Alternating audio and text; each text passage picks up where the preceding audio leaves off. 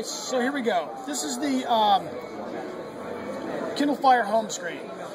In the middle of the display, you can see our content carousel. All the content I've used most recently is right there, ready and waiting for me in one click. So I was watching a movie, using the Amazon Silk web browser a little bit earlier, I was playing a little bit of Fruit Ninja, reading Wired magazine. I can scroll back to the top. I can click on Rango, resume where I left off, switch it over to landscape.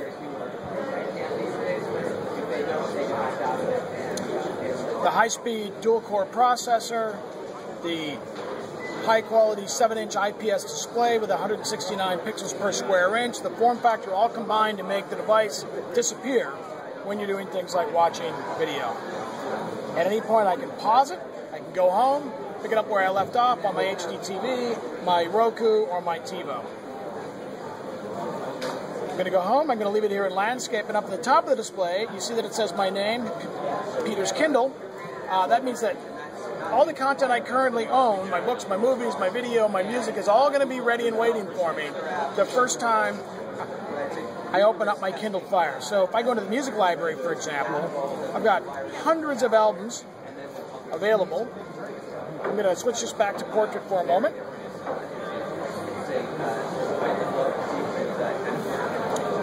Hundreds of albums available for me up on my cloud. I can store as many as I want to, and I can either stream or I can download those locally to my device. And if I download, if I'm going to be on a Wi-Fi range, for example, I can play my music locally.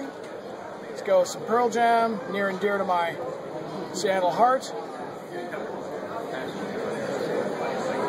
While the music is playing, I can go home, open up a book or a website or a magazine. In this case, why don't we go to the web?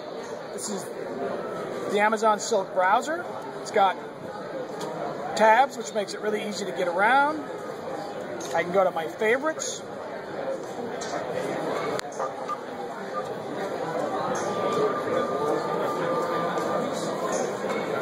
I can go to my favorites. I've got things stored here. I can go to monster.com, for example. Notice it loads incredibly quickly, but you know, all the great things we do in the background occur transparently to the user. So all the user sees is an incredibly easy to use and fast web browser. In the lower part of the display is my favorite shelf, so I can pin or I can bookmark the books, the web pages, the libraries I use at the bottom of the display. And if at any point I want to adjust my music, I just have to tap at the top of the display. I can turn down the music, I can adjust the brightness, I can configure Wi-Fi. In this case, I'm going to pause, edit, and get back to playing something else. I can open up a magazine.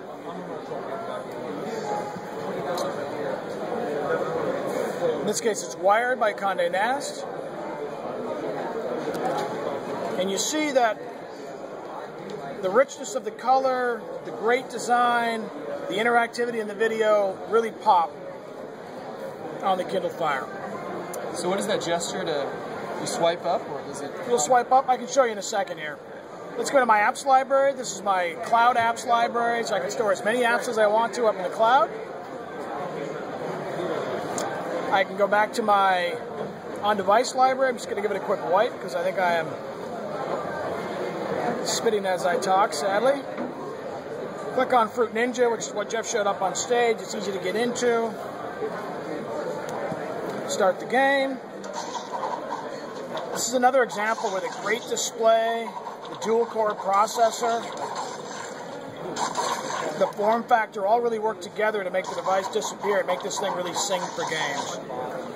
At any point, if I want to, I can just swipe up from the bottom of the display. I can search. I can go back.